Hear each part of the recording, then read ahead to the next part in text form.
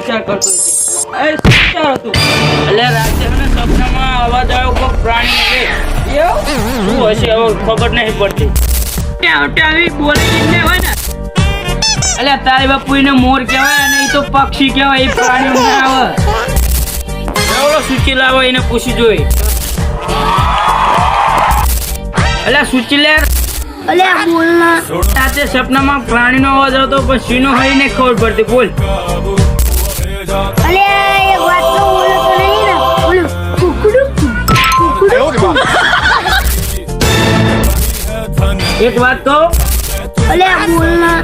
એને કૂકડો કહેવાય અને એ હે ને પક્ષીમાં આવો પ્રાણી ના આવે. ખબર હે લે કાલ તું રીલ જોતો તો ઓલી કઈ લે અલે ખબર હે ઓલી કાલ મગલા દે લે હા એ જતી